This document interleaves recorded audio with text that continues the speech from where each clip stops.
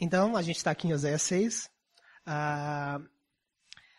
Como eu estava falando anteriormente, eu gosto muito do livro de Oséias. E as pessoas, conforme elas vão me ouvindo falar, e até às vezes que eu já ensinei aqui na igreja, sempre eu dou um jeito de citar Oséias, principalmente o capítulo 6, o versículo 3, que diz: conheçamos e prossigamos em conhecer o Senhor, ou conheçamos e esforcemo-nos por conhecê-lo, porque realmente eu acho que esse é um dos temas da vida cristã, é conhecer a Deus, esforçar, prosseguir em conhecer a Deus, porque a gente nunca vai conseguir conhecer Deus o suficiente.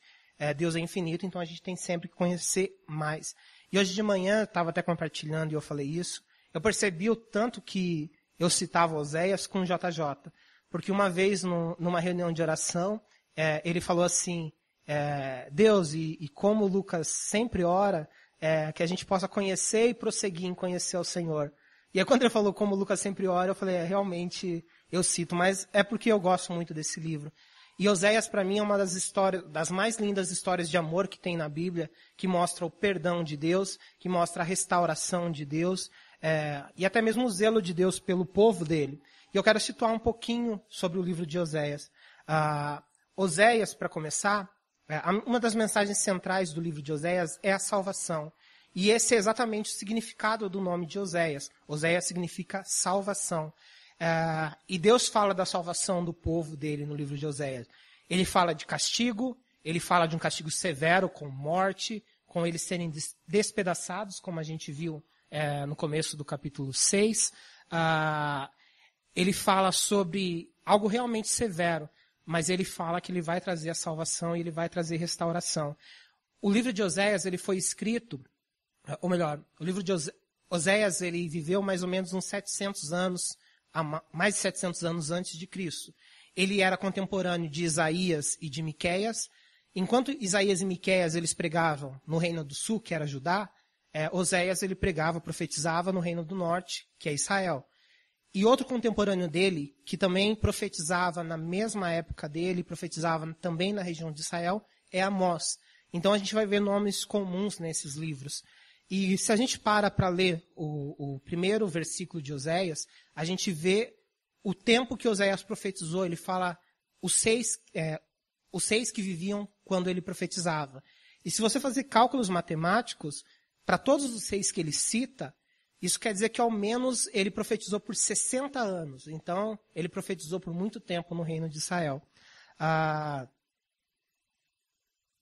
Além disso, um outro tema, que é o que me faz gostar tanto do livro de Oséias, muito recorrente, é conhecer a Deus.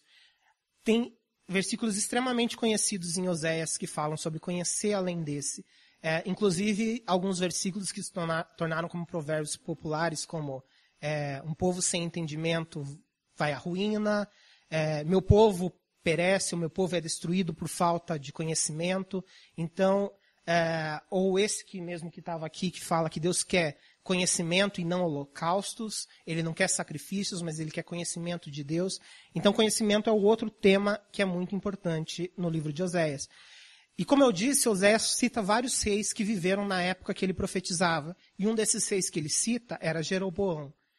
E o legal de a gente saber que ele profetizava na época de Jeroboão é que essa época era uma época de extrema prosperidade econômica para o povo de Israel. Então eles estavam muito bem financeiramente, mas ao mesmo tempo eles estavam extremamente afastados de Deus, porque a linha de reis que cita no começo do livro de Oséias, todos eles levavam o povo a se afastar de Deus. E além disso, Oséias também fala que os sacerdotes, inclusive, levavam o povo a se afastar de Deus. Então, eles tinham a prosperidade econômica, mas um declínio espiritual. E isso me faz muito lembrar o que aconteceu com algumas nações, algumas potências e nações que trouxeram avivamento, como os Estados Unidos, como a Alemanha, como a Inglaterra, que foram berços de grandes avivamentos, de grandes reformas ou de mudanças, de uma maneira geral, no cristianismo, mas ao mesmo e que isso trouxe alguns benefícios para eles. Porque até o Tom uma vez já comentou com isso, que tem muito a ver, a moralidade cristã que foi trazida com essas reformas ajudou o povo a ser um povo trabalhador e isso levou também a uma melhora econômica nesses países. E eles se tornaram grandes potências e são ricos, extremamente ricos até hoje. Se você pensa em Estados Unidos, Alemanha, Inglaterra, não tem nada de terceiro mundo nesses países. Mas, conforme eles foram enriquecendo, eles foram esquecendo de Deus. E isso é algo que a gente vê, porque até Jesus já cita que o amor ao dinheiro é a raiz dos males, e é meio complicado você amar a Deus e amar o dinheiro, não tem como fazer isso ao mesmo tempo, não tem como servir a esses dois senhores. Então a gente vê isso acontecendo também com o povo de Israel naquela época. Essa prosperidade econômica também estava levando eles a se afastarem de Deus. E no versículo 1, Oséias ele começa uma oração. Esse capítulo 6, ele basicamente é uma oração de Oséias chamando o povo para voltar a Deus. Ele fala, venha, voltemos para o Senhor. E é interessante se a gente olha ali, porque ele começa falando, venham, e depois ele fala, voltemos. Então você vê uma mudança de pessoa com quem ele está tratando. Venham, ele está chamando as pessoas. Ele está falando agora me deu uma dúvida, me corrijam se estiver errado, mas a terceira pessoa do plural, né? Então ele está falando na terceira pessoa, venham. E ele está chamando o povo a voltar. E essa palavra venham, ela literalmente no hebraico, ela significa caminhem. E o que eu acho legal de caminhar é que para caminhar você precisa começar dando um passo. Começar dando um passo de fé. E isso me lembra que Deus ele está sempre de braços abertos para receber a gente de volta. Obviamente, se é para vir até Deus, é porque você não está perto, é porque você está a uma distância, você está longe. Então, se eles tinham que caminhar, se eles tinham que vir até Deus, é porque eles estavam nessa distância. E como eu falei, isso me lembra de Deus de braços abertos, não tem como não lembrar do filho pródigo. A parábola que Jesus conta que mostra que o pai ele está sempre de braços abertos para receber o filho. Teve aquele filho, ele quis conhecer o mundo, ele pegou a sua parte da herança, vendeu, gastou tudo que tinha, mas o pai recebeu ele da mesma maneira, como se ele tivesse ressuscitado. Mas além disso ele fala, voltemos, e aí ele muda para a primeira pessoa do plural. Isso ele não está necessariamente falando que ele também estava afastado de Deus. Voltemos porque eu também estou longe de Deus e a gente tem que voltar. Mas isso ele fala mais num contexto de encorajar, de que as pessoas se encorajem umas às outras, se incentivem umas às outras a voltar ao Senhor. E esse é um dos motivos que o escritor de Hebreu fala da gente se reunir como igreja. Em Hebreus 10, 24 ao 25, diz assim, Hebreus 10, 24 e 25.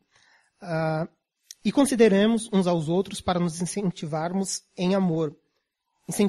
ao amor e às boas obras. Não deixemos de reunir-nos como igreja, segundo o costume de alguns, mas procuremos encorajar-nos uns aos outros, ainda mais quando vocês veem que se aproxima o dia. Então o escritor de Hebreus, ele fala que é necessário que a gente se encoraje uns aos outros, que a gente incentive uns aos outros em amor, porque o dia está chegando. E é mais ou menos, o sentido que Oséias fala que voltemos para o Senhor. A gente tem que se incentivar uns aos outros a voltar ao Senhor quando a gente está afastado ou quando a gente está distante por algum motivo. E isso também me remete, como eu disse, para a gente voltar, para a gente fazer essa caminhada, a gente começa com esse passo de fé. E Hebreus também fala, em Hebreus 11, versículo 6, que sem fé é impossível agradar a Deus. Que a gente precisa dar esse passo de fé para agradar a Deus. E Deus fala que se a gente buscar Ele, se a gente for atrás dEle, Ele também vai se revelar a nós. Jeremias 29 é outro versículo que eu gosto muito, 29 do 12 ao 14, tem uma passagem extremamente conhecida que diz assim,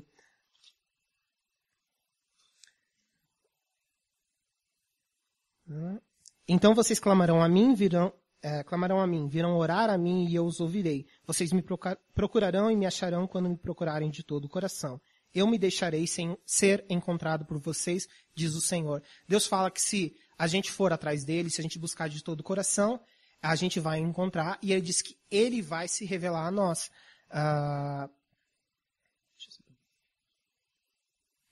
Então, a Bíblia, ela fala que uma das coisas que nos mantém distante de Deus, ou que nos afasta de Deus, são os nossos pecados. Isaías 59:2 fala sobre como as nossas iniquidades ou maldades, elas têm nos afastado de Deus. Ele está ali, eu não vou chegar a ler ele, mas vocês podem ver. Então, os nossos pecados, eles causam essa separação entre nós e Deus. E por isso, muitas vezes, é o motivo pelo qual a gente tem que voltar. Mas por que Deus falava para o povo para voltar para ele? O povo de Israel, ele estava afastado de Deus. E o livro de Oséias, como eu disse, é uma bela história de amor. E ele começa falando, no começo do livro, para Oséias se casar com uma mulher. Então, ele conta a história da esposa de Oséias. E se a gente olhar lá em Oséias 1:2, Deus fala para Oséias como deveria ser essa esposa, e algo que choca muitas vezes muitas pessoas. Ele diz assim: quando o Senhor começou a falar por meio de Oséias, disse-lhe: vá, tome uma mulher adúltera e filhos da infidelidade, porque a nação é culpada do mais vergonhoso adultério por afastar-se do Senhor. Deus, ele compara o afastar de Deus, ou a idolatria do povo, com adultério, com prostituição. Ele fala, isso é a mesma coisa. O povo de Israel estava se prostituindo com outros deuses. Todos esses reis maus, eles levaram o povo de Israel também a adorar outros deuses. E aos olhos de Deus, idolatria é como a prostituição. E ele fala para Oséias, ele quer mostrar mais ou menos como ele se sente. Obviamente, não tem como a gente saber como Deus se sente, porque a gente não é como Deus. A gente é bem limitado. Mas Deus, ele quer dar um exemplo disso através da vida do próprio Oséias. Até para que Oséias fale com uma certa autoridade mesmo sobre o assunto. E Deus fala para Oséias se casar com uma mulher adúltera. Aqui tem um ponto de discussão. Muitos acreditam que Gomer, a esposa de Oséias, ela não era uma prostituta. Ela começou a atrair Oséias após eles se casarem. E como Deus conhece tudo, ele sabia que ela era uma mulher adúltera. Outras pessoas acreditam que ela era uma prostituta. E Deus mandou Oséias se casar com uma prostituta. O que seria algo bem pesado também, se você imaginar que alguém Deus falando, você vai se casar com alguém que vai te trair. Você vai amar alguém que vai te trair. Então é algo que a gente pensa, foge um pouco da nossa imaginação o que é isso. E ainda há um terceiro grupo que acredita que, na verdade, ela nem chegou a cometer adultério em si, mas ela era uma idólatra. Porque como Deus fala que a idolatria é como a prostituição, é como o adultério, alguns acreditam que Deus estava mandando ele se casar com uma mulher idólatra. Mesmo assim, logo em seguida fala que ela traiu Oséias, então ela cometeu adultério de qualquer maneira. E é interessante porque ela teve 3 filhos, e esses filhos eles têm nomes bem significativos.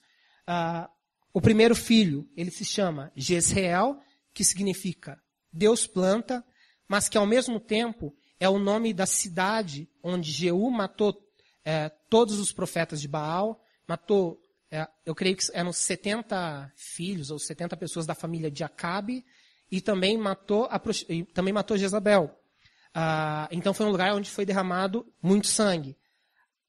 Logo depois dele ter Jezreel, ele teve uma filha chamada Loruama. E Loruama significa literalmente sem misericórdia, ou não amada. E Deus, ele mostrava como uma sombra, dizendo, de uma certa maneira, porque eu não vou mais amar vocês por causa dessa infidelidade. E o terceiro filho, Loame significa não povo, ou não meu povo. Porque Deus, ele ameaça um fim da aliança dele, de relacionamento com o povo de Israel. Então os nomes são bem significativos. Mas se você não está escrito ali, mas o versículo 10 de Oséias 1, Deus ele já deixa claro que ele não vai acabar de vez com a aliança dele com Israel. Ele diz, contudo, os israelitas ainda serão como a areia da praia, que não se pode medir nem contar. No lugar onde não se dizia, eles no lugar onde se dizia, vocês não são meu povo, eles serão chamados filhos do Deus vivo. O escritor de Hebreus, e eu acho que Paulo também, eles usam esse versículo para mostrar como que a salvação chegaria aos gentios também. E o que mostra também que essas profecias do livro de Oséias não são aplicadas somente a Israel, mas são aplicadas a nós também. Mas se vocês olham também ali o versículo de Oséias 2:23, mostra que apesar desse julgamento severo de Deus com Oséias, dizendo que eles não seriam mais povo, que não teria misericórdia com eles, que haveria um derramamento de sangue também, uma vingança por causa do que Jeú fez contra Israel, ele diz assim em Oséias 2:23, eu plantarei para mim mesmo na terra, eu a plantarei para mim mesmo na terra, tratarei com amor aquela que chamei não amada, direi àquele chamado, não meu povo, você é meu povo, e ele dirá, tu és meu Deus. Então Deus mostra que, mesmo assim, ele vai demonstrar misericórdia. E até ele usa um jogo de palavras, se vocês olharem ali. Ele fala que eu plantarei para mim mesmo. Jezreel significa Deus planta. Depois ele fala, tratarei com amor aquela que chamei não amada.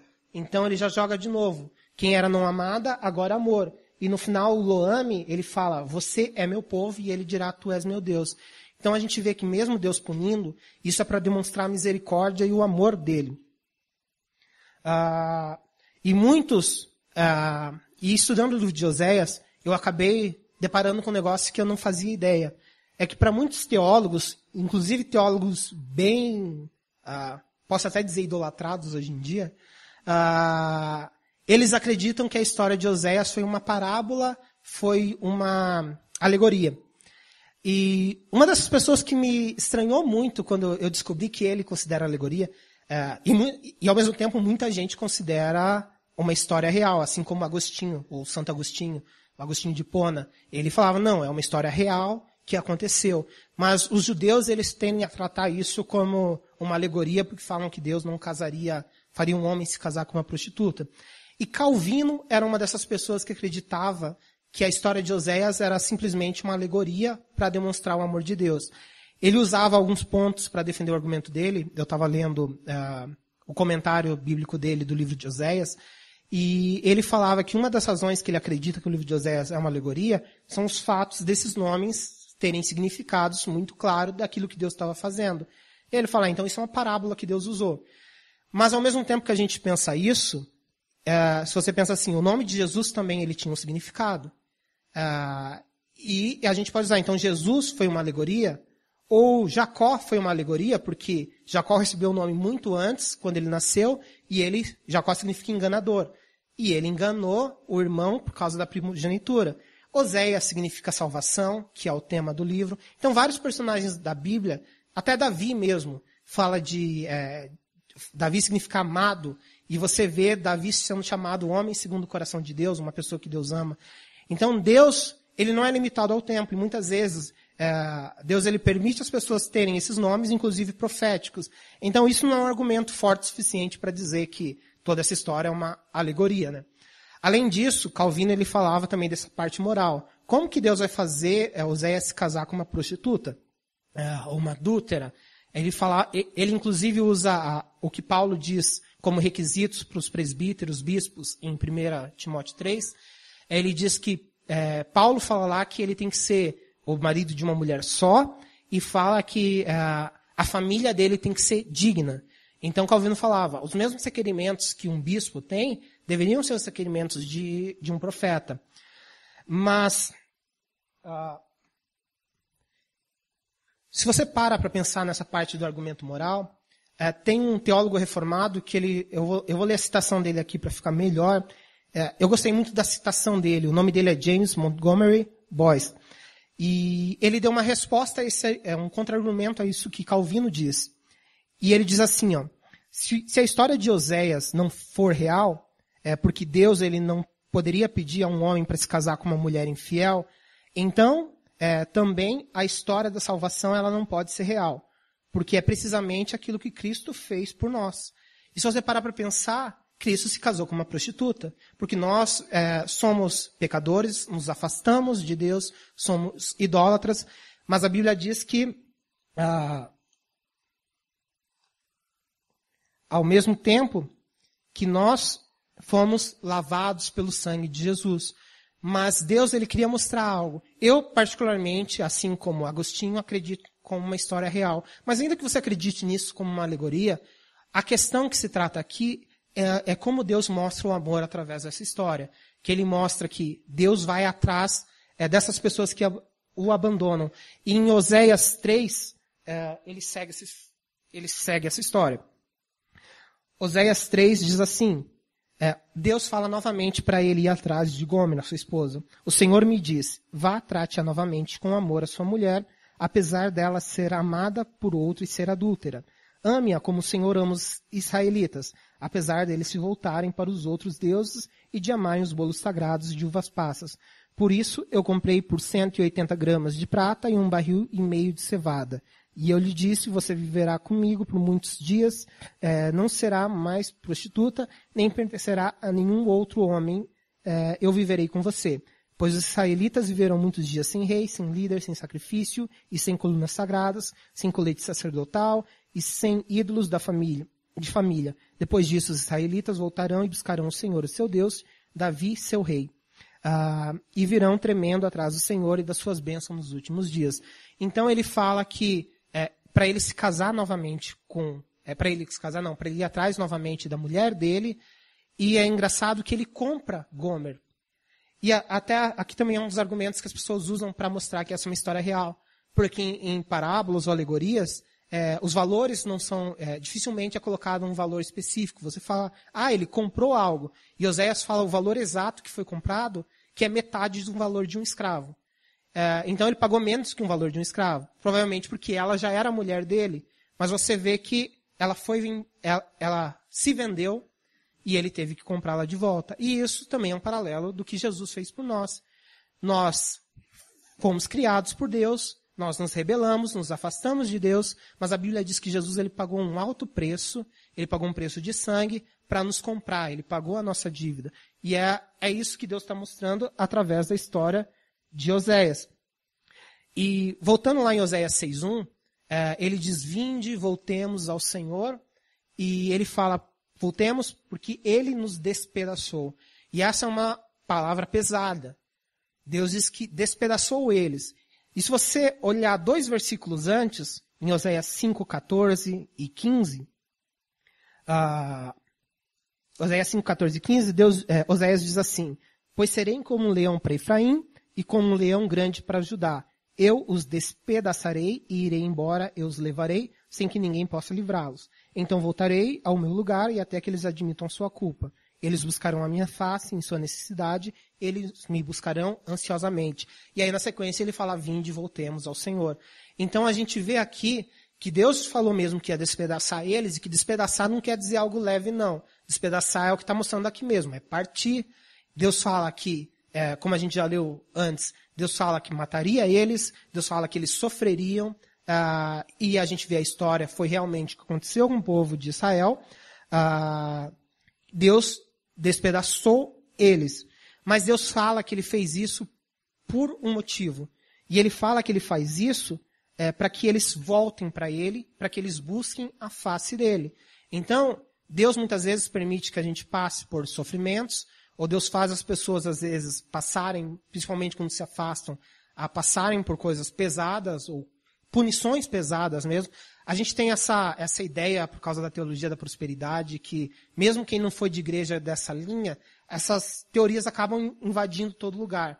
Que o cristão vai sempre viver uma vida maravilhosa, sem problemas, que a gente não vai passar por sofrimentos, e que Deus é um Deus de amor, que Deus é um Deus de graça, mas a gente esquece que Deus continua sendo o mesmo, e Deus também é um Deus justo, e um dos atributos de Deus, até se vocês olharem nas aulas de teologia básica que tem lá no site, é a ira de Deus, que as pessoas não gostam de falar, mas isso é parte de quem Deus é. Então, Deus ele pune, mas Deus ele pune com um motivo. Ele pune para que a gente possa voltar a ele. Em Provérbios 11:34, mostra um exemplo do que da punição. Não está aí? 13:24, isso. Provérbios 13:24. Estou meio cego. Vou ler ali mesmo. E Hebreus 12:6, que também cita um versículo de Provérbios, ele mostra um dos motivos da punição. Provérbios 3:24 diz que aquele que não faz uso da vara odeia seu filho, né? Não demonstra amor pelo seu filho. E Hebreus 12:6, que é bem conhecido, diz: pois o Senhor disciplina quem ama e castiga todo aquele a quem aceita como filho. E a palavra castiga é literalmente açoitar, bater. Ou seja, é sofrimento, é ferir. Como ele diz lá em Oséias 6:1, Deus ele nos despedaçou, mas nos trará cura. Deus nos ferirá. E ele faz, e Deus ele vai nos ferir. Às vezes é estranho a gente pensar Deus nos ferindo, porque a gente só pensa na parte de amor de Deus. Mas Deus faz isso por um motivo bom. E aqui Oséias compara, se você parar para ler, Deus está comparando Oséias a um médico, que muitas vezes precisa ferir para curar. Como é o caso de cirurgias invasivas, corte é uma ferida. É algo que às vezes traz dor. Meu pai, por exemplo, ele teve que colocar uma prótese no joelho, e ele teve que abrir o joelho. Ele ficou meses, ele ficou um tempo sem andar, meses de muleta, sentindo muita dor no joelho, porque foi cortado. Mas isso foi para trazer a cura para ele. Hoje ele anda normalmente, hoje o joelho dele está bom. Então, Oséias compara Deus a um médico que nos fere, mas que nos traz a cura. Muitas vezes isso é necessário.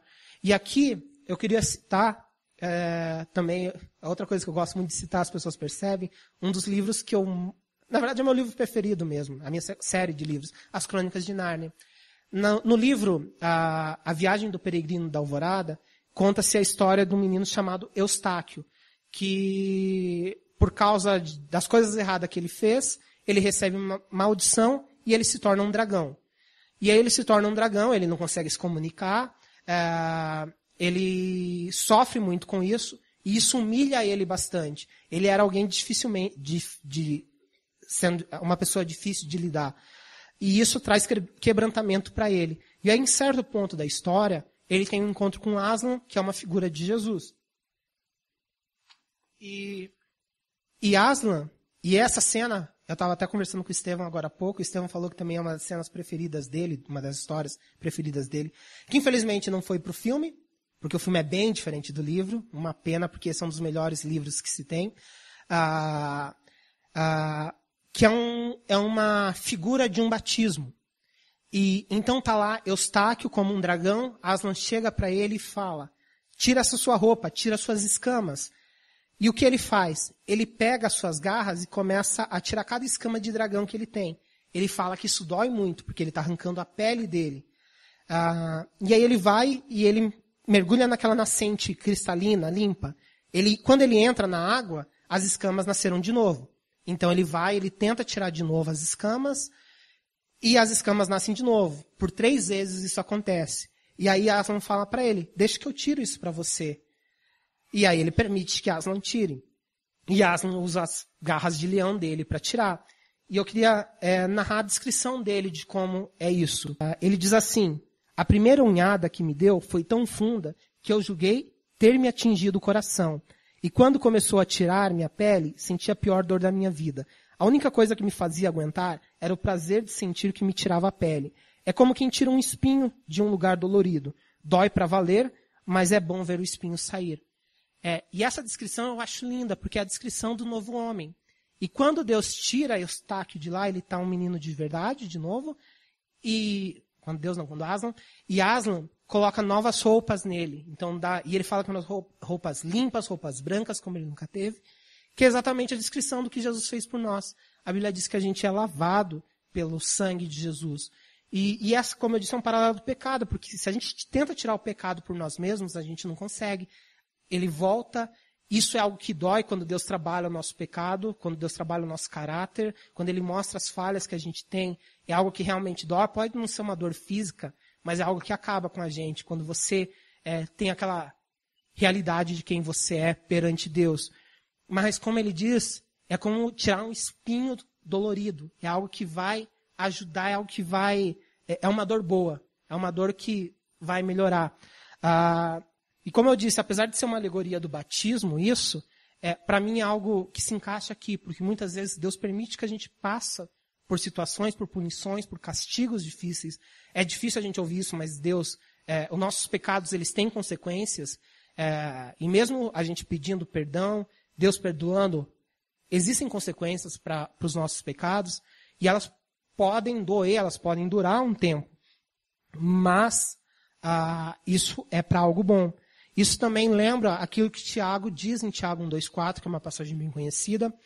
Eu não vou ler, mas ele fala que os nossos sofrimentos, a gente tem que se alegrar quando sofrer. Porque isso produz caráter em nós, isso vai trabalhar o nosso caráter. E só nessa perspectiva mesmo que sofrimento pode ser algo bom.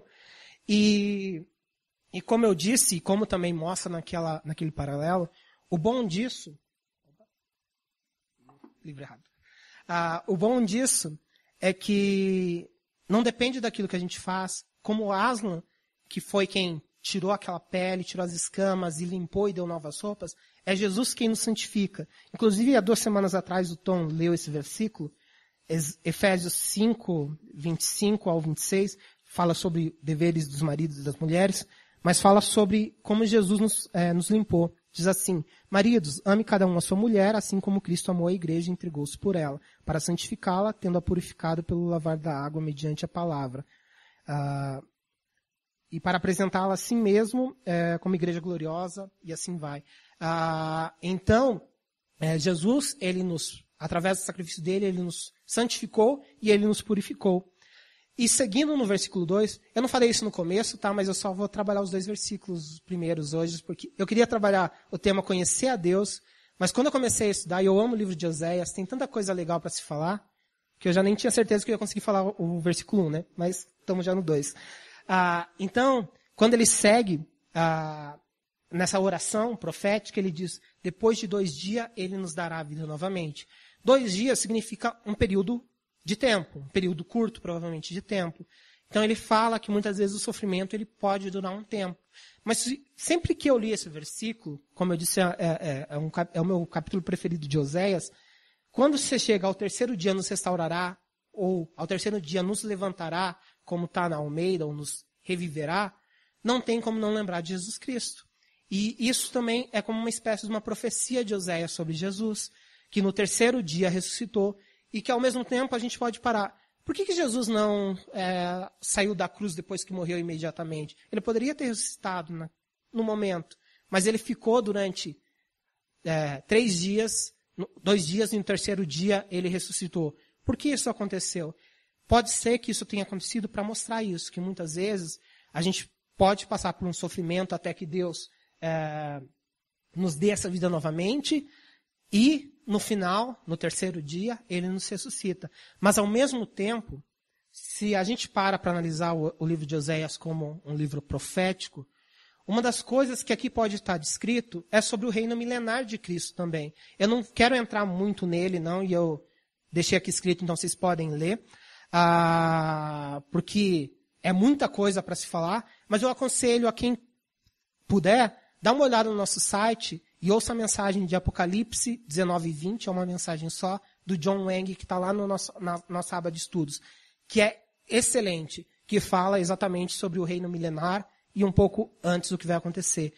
Porque, se vocês param para pensar, Pedro, ele diz que um dia para Deus são como 1000 anos, em 2 Pedro. Então, se a gente pensa em 2 dias como 2000 anos, esse tem sido o tempo que Israel tem sofrido. Esse tem sido o tempo que Israel tem sido esmagada, Israel tem sido ferida. Se a gente pensa nas guerras que têm acontecido agora mesmo na fronteira, se a gente pensa do nazismo, o tanto de gente que foi despedaçada, que foi morta, o tanto das diásporas que teve, o tanto de judeus que se espalharam por todo o mundo. E a gente vê isso acontecendo nos últimos 2000 anos. Só que ao mesmo tempo, recentemente, a gente tem visto Israel começar a se reerguer como nação, e Israel está lutando por Jerusalém, que inclusive é uma profecia bíblica de Israel, do templo ser construído em Jerusalém, para Jesus voltar. Israel está lutando. Então a gente vê como se fosse essa restauração, Deus dando a vida para Israel. E aí ele fala do 3º dia, de mais 1000 anos. E a Bíblia diz que logo depois do templo ser estabelecido, logo depois da grande tribulação, Cristo vai reinar aqui na terra por 1000 anos. E lá diz que vão ser 1000 anos onde Cristo vai prender Satanás, o diabo. Então, imagina, 1000 anos sem o diabo na terra, 1000 anos de paz, 1000 anos sem fome, sem pobreza. E ela diz que os cristãos vão reinar com Cristo nesse tempo.